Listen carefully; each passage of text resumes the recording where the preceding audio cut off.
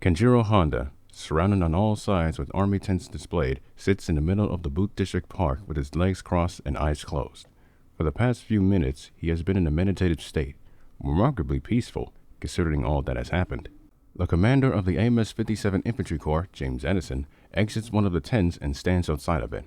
He stares at Honda, unknowing what he might do next. He can only guess. Honda's left ear twitches. He smells the air and opens his eyes to look up into the sky. Oi! Hellraiser is coming. You might want to get away from here. Sorry, that ain't gonna happen. Gamera will not interfere.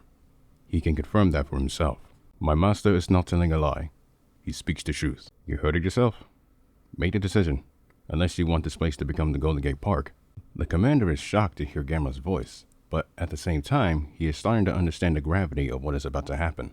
I want everyone within a 50-meter radius to get away from Dragonborn. Move, move, move! All of the AMF soldiers becomes confused at the commander's order, but hearing the sincerity in his voice, he means it. The men and women in uniform scatter away from the man as quickly as possible. Those who are near the gym gets next to the walls, with Commander Andersson doing the same. On Lei, Kaniali, and Pogo streets, humans who work with news companies stands by while their cameraman aims their cameras at Honda, as it is only him and him alone within a 50-meter radius. Kenjiro himself stands up on his 2 feet and continues to look up into the sky. Master, are you certain this will work? Very. A calm breeze brushes onto the park, the tree branches rustles, and the atmosphere is quiet. A lightning bolt crashes down to the ground 30 feet away from Honda. A small shockwave hits the onlookers and AMF soldiers. The smoke quickly disappears, revealing the one who has arrived from the battle carrier Texas. Hellraiser and Dragonborn stares each other down. Now the atmosphere is intense. Not one person is dumb enough or brave enough to speak or get involved in this. This is far beyond out of the humans' league. All they have to do is stand and watch it unfold. AMF soldiers gets ready with rifles in hand just in case the worst happens. The entirety of Task Force G witnesses this confrontation thanks to live news. Task Force 25, which is still on its way to Honolulu, watches the confrontation as well. Fleet Admiral Harrington and his daughter Chloe watch with worry. Another gust of wind blows on the hair of the Mutant and Mukan King.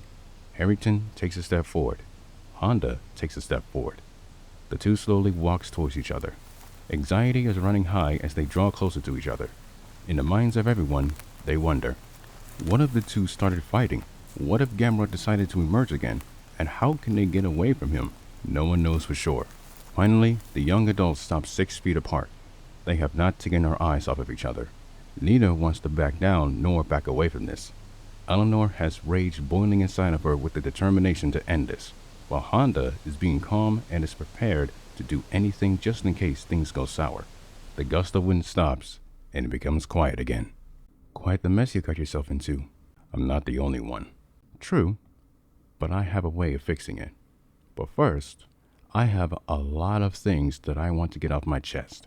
I'm all ears. Harrington takes in a deep breath and airs her grievances. I never liked you. From day one. Ever since I laid my eyes on you, I thought you were nothing. Then, all of a sudden, you decided to reveal your true self. You beat everyone that came into your sights without giving them a chance. You beat me so badly that you nearly killed me. When I was laying in that hospital bed, I knew that I had to get back at you for what you did to me. But along the way, you decided to make my life a living hell. You killed the only people I considered to be my friends. You took them away from me. My desire for revenge was at a boiling point. But when that day finally came, you disappeared, leaving me in the dust. You turned me into a mess. You made me who I am today, a person who gets looked at as the girl who got screwed by the king of the Mukan. And now you want to reappear in front of me again as a different person? Look how that turned out. You defeating Bowser isn't going to change one thing about you.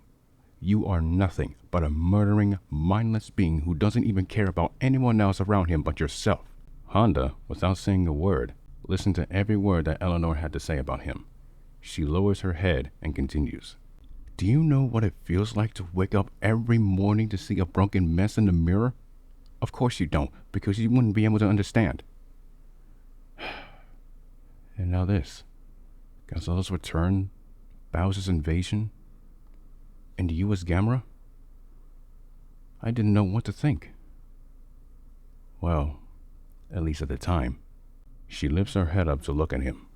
I'm giving you two options. Option A, you can apologize for what you did, and you and Gamera can do what you have to do. Or option B, I'll fix it right away and kill you where you stand. So which will it be? Another gust of wind blows onto the park as she waits for his answer. Kotororu. I know you can speak perfect English, so how about you? I said I refuse. Honda's sudden answer catches her off guard. She looks at him with a stunned, wide-eyed look. I am not apologizing for what I did, nor do I regret doing what I did. His answer baffles her. She thought that he would give in and just take responsibility, but it seems to not be the case. That's a shame. You could have been very useful, but I can see now that you want to throw it all away. Well, I'll be more than happy to put an end to it. An electro spear appears in her right hand and holds it up like a javelin. What do you want me to write on your tombstone? Write down, killing me won't cure Hellraiser's depression. Under consideration. She plants her left foot forward. Goodbye. She throws the spear at Honda. The bolt hits his chest, through his heart, out of his back. The man is launched off of his feet by the projectile. Once the electro spear exits his body and Honda falls to the grass, it hits the tree behind him and sets it on fire.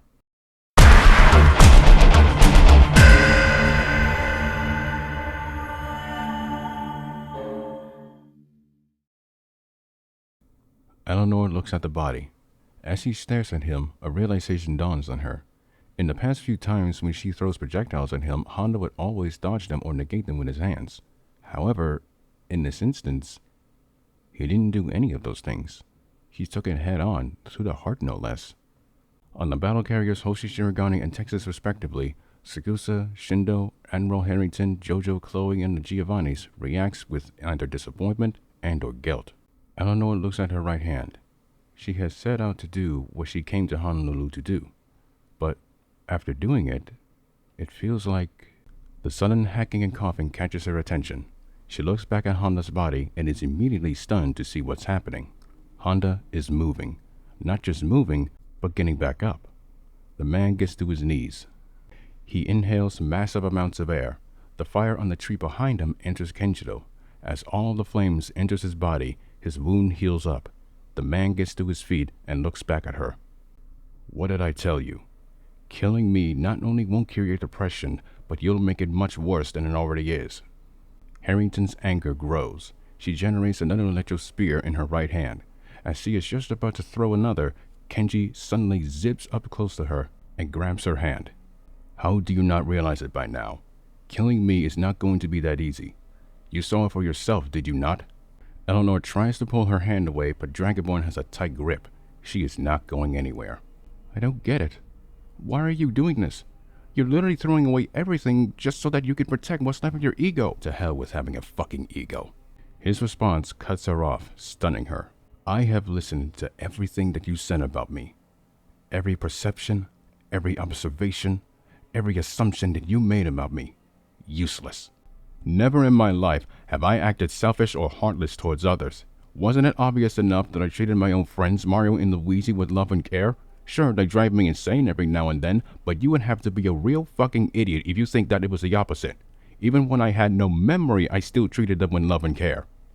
Speaking of no memory, it seems to me that you don't even remember what happened. What the hell are you talking about? You already fought me and lost. What? I haven't gotten that rematch from you. That realization dawns on her. Back at the old Alameda airfield on March 3rd, she lost to the man who hadn't gained his memories back yet. This shocks and perplexes Hellraiser to her core. Now do you get it? You got your little rematch like you wanted it. And guess what? You lost. So there's no going back. Eleanor becomes infuriated. She gets her hand out of Honda's grip and throws the electro spear at him. The bolt hits his shoulder, causing the man to recoil back 10 feet. He clenches his shoulder, but he remains on his feet. Eleanor looks at him with anger in her eyes. So what if I lost you again? Memory or no memory? It doesn't change the fact of what you did to me in 1996. Maybe so. But how do you not realize it by now? Killing me would have done nothing but satisfy your quest for revenge. But you know deep down that getting rid of me wasn't going to bring your old comrades back from the dead. You think I don't know that? She angrily throws another electric spear at Honda, hitting his left hip. The man still remains on his feet. After our first fight in Michigan Stadium, I felt bad for you afterwards. I wanted to keep away from you. That's why I never interfered when you were climbing through the ranks just to fight me again. What happened to your old comrades was unfortunate. I myself wish it wouldn't have came to be. But you know what? I moved on from it. It's what they would have wanted you to do, even after I disappeared on the last day of the 20th century. But instead of living a great life throughout the Millennium Renaissance, you decided to come look for me. It's a massive waste of time, a waste of mana, and completely useless. Hellraiser angrily screams "shut up" at the top of her lungs as she conjures an infernal whip in her left hand and whips Honda in the face. His face gets cut, but the man still stands. Who are you telling a person like me how to live her life? You're the one who made me like this! I know. I didn't want to inflict that much damage onto you, both physical and mental. Her anger subsides a little. Why? Why are you showing this much compassion towards me? If you actually cared about me this much, why didn't you show it to me when we were kids? Is it because you wouldn't accept it as a child as you are right now? And didn't you notice? I'd shown it to your sister Chloe because she had nothing to do with it. Honda's wounds heals by the fires that were on the trees set by Hellraiser's bolts. Another reason is that unlike when we were kids, I knew that the one person I had to make right is you, as an adult, with memories or otherwise. So if you shoot me right now, you'll be no different than the Red Mongolians who are trying to get rid of me. One more time. Another reason is that unlike when we were kids, I knew that the one person I had to make right is you, as an adult, with memories or otherwise. So if you shoot me right now, you'll be no different than the Red Mongolians who are trying to get rid of me. Hellraiser cannot take any more of this. She aims her arm and fires a hyper cannon. The blast hits Honda right in the chest, finally sending the man off of his feet once more. As the man falls to the dirt, Eleanor inhales and exhales heavily. Her hand shakes and she collapses to her knees. She places her hands on her head and so many thoughts are running by so much. She looks back at Kenjiro. His legs move. His upper body lifts up like a zombie. Then he picks himself up. He stands back on his feet, but he is trembling. Please, just stay down already. Why are you doing this? How are you even standing? But there could be a reason why I'm not dead by now. And I'm starting to get it now. He takes a few steps forward, albeit slowly, towards her.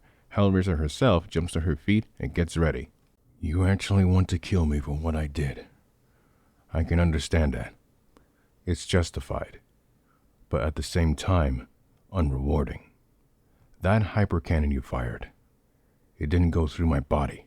That means you're starting to hold back.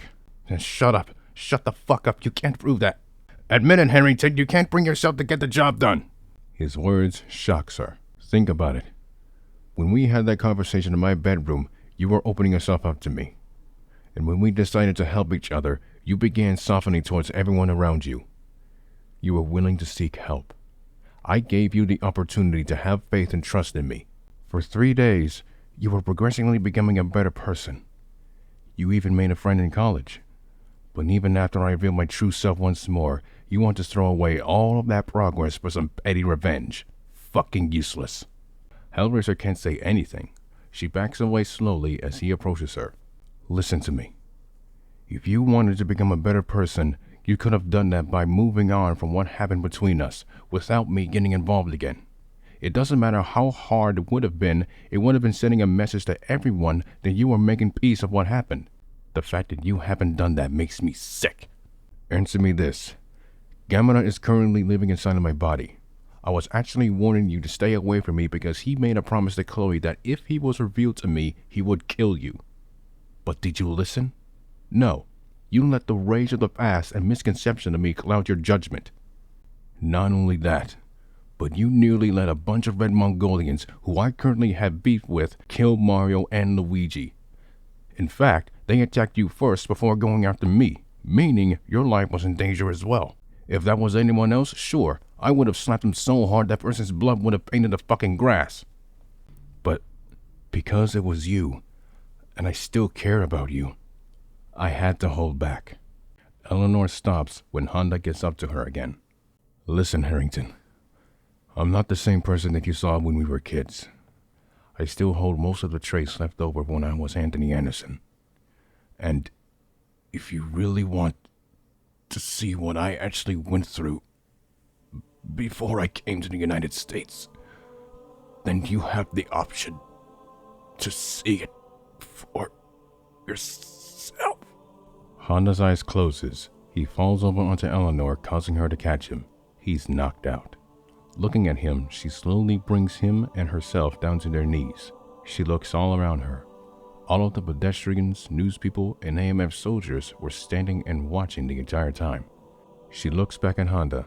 Every word he said was genuine and sincere. She looks at her hand. She could just try again and fire another hypercannon this close to him, but it will not work. She lets out a heavy sigh. She rests his head on her lap. She places her right hand on his forehead. Bolts generates from her hand, connecting to his brain, linking her mind with his own. Alright, let's see how far back your memories go.